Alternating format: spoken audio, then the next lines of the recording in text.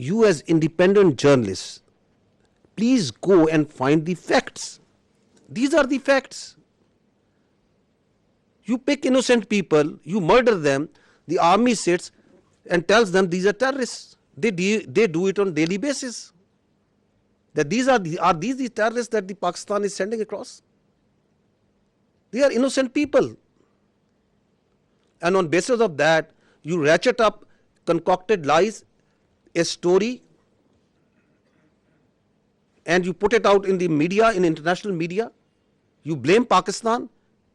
You don't provide any evidence, and then you say we will attack. This is exactly what they have done. Okay, that this terror plot was made by this and this. These are the mosques, and you attack mosques, the places of worship, right under the eyes of the international community. The fact of the matter is, yes, there is terrorism. There is terrorism that's happening in Pakistan on daily basis. And who is sponsoring it? It's India. I'll give you the facts of this Indian sponsored and abetted terrorism in Pakistan. First, listen to what their leaders, their political and military leaders themselves say. What the evidence which is available publicly, this is open source. This is available to you. Everyone is listening and saying, and they are openly saying and jumping that we are going to do insurrectionist movement inside Balochistan. We will support them. We need to fund them. There are people who they were funded and they are telling, yes, we were supported them. They have networks of people who they train them, they supply them weapons.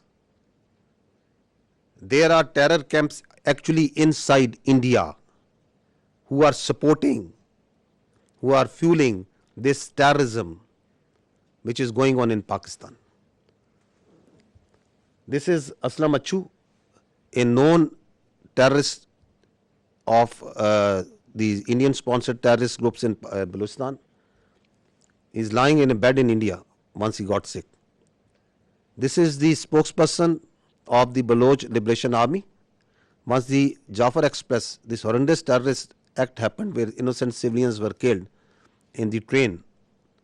Where was he? He was being taken by the Indian media, and he's glorifying that act of a defunct, internationally recognized terrorist organization. So who is supporting them? Where is he sitting? Which country's media is glorifying this terrorist act? Now look at this way of this video that once the Jafar Express happened, this is a video that was shot exactly at the time when the train was blown up by the terrorists. Where was this video given? From where it was aired first time on the electronic media? Who is supporting that and celebrating and glorifying that terrorist act? Indian media. This is the evidence that we put in January of 24, the Foreign Office. Are they only involved in Pakistan? No, they are involved elsewhere also. They are involved in Canada also. They are involved elsewhere in the other countries also. You must have heard it again and again, but just to understand that why they are doing this, what they are doing right now, is because they don't want the world to ask these questions. You yourself support terrorism. You yourself mastermind terrorism. You yourself execute transnational killings. And at the same time, without any evidence, you concoct stories. And then on the pretext of those false presumptions, you carry out military aggression against innocent citizens. They are also responsible for transnational killings. Important point that is said by the Australian leadership over there. Just imagine what they are doing inside in India.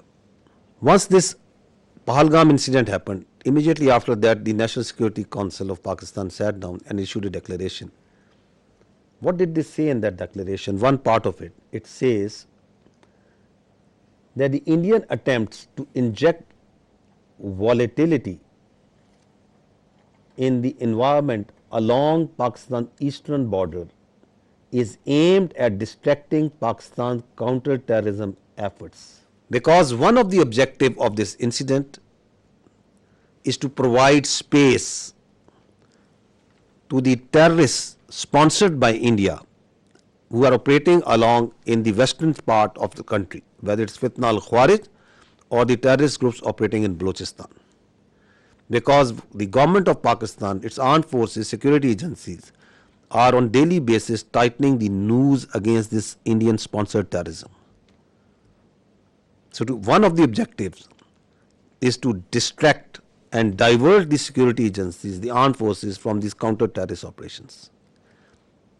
We know it because we have credible intelligence that as this incident happened, in the same time frame, instructions were issued, passed to all the terrorist cells, all the terrorist organizations sponsored and abetted by India to amp their activities in Pakistan, to increase the terrorist acts in Pakistan. And on the night of 25th, 26th April, post Pahalgam, the largest tashkeel of the Fitna al-Khawarij in the history, it attempted to infiltrate across Afghanistan. More than 100. And 71 of them were killed because they came in a hurry, because they were being pushed by the Indian intelligence agencies to go across and do terrorist acts in Pakistan. You can see this engagement and the results of that over here. The largest tashkeel.